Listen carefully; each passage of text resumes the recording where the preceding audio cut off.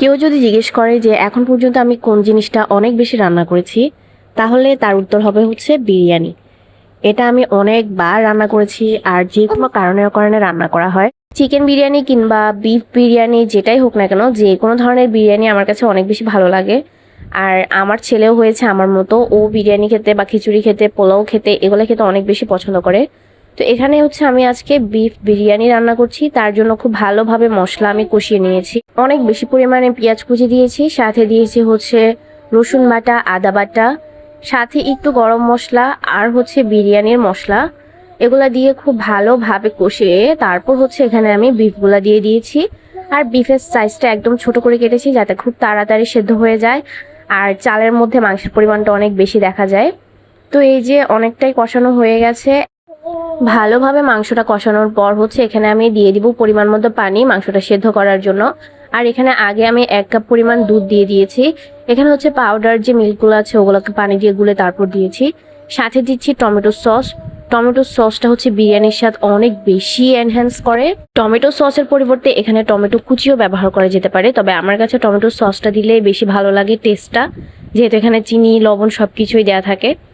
তো এই যে খুব সুন্দর করে আমি মাংসটা রান্না করে নিয়েছি, এই মাংসটা খালি খালি খেতেও বেশ মজা লাগে।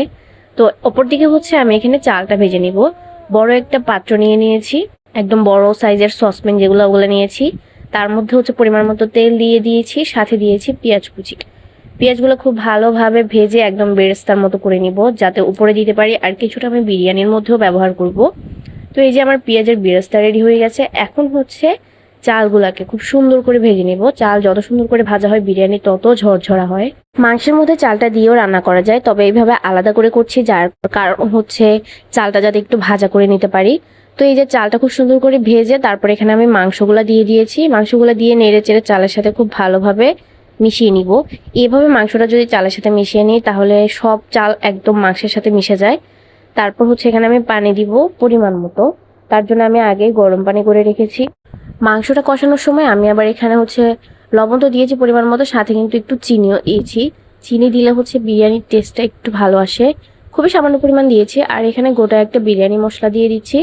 এখন খুব ভালো করে মশলাটা চালের সাথে মিশিয়ে নেব। আমি আবার মাংস রান্না করার সময় সেখানে বিরিয়ানি মশলা ব্যবহার করেছিলাম, তো এখানে আবার চালের মধ্যেও দিয়েছি, মাংসের সাথে দিয়েছি, কারণ মাংসের মধ্যে যাতে বিরিয়ানির মশলার টেস্টটা ভালো করে ঢুকে। আর এখানে যেহেতু আমি অনেক পরিমাণে চাল রান্না করছি, তার জন্য 2 প্যাকেট না, প্রায় 1.5 প্যাকেটের মতো বিরিয়ানি মশলা ব্যবহার করেছি। আমার কাছে এই মশলাটার টেস্ট অনেক ভালো লাগে। তো এই যে চালগুলো খুব সুন্দর করে ভাজার পরে এখন হচ্ছে আমি গরম পানিগুলো দিয়ে দিয়েছি, আর একদম ভালো করে নেড়ে দিচ্ছি যাতে হচ্ছে নিচে দিয়ে লেগে না যায়। গরম পানি দেওয়ার পর হচ্ছে নেড়ে চেড়ে ঢাকনা দিয়ে রেখে দিব 30 থেকে 40 মিনিট।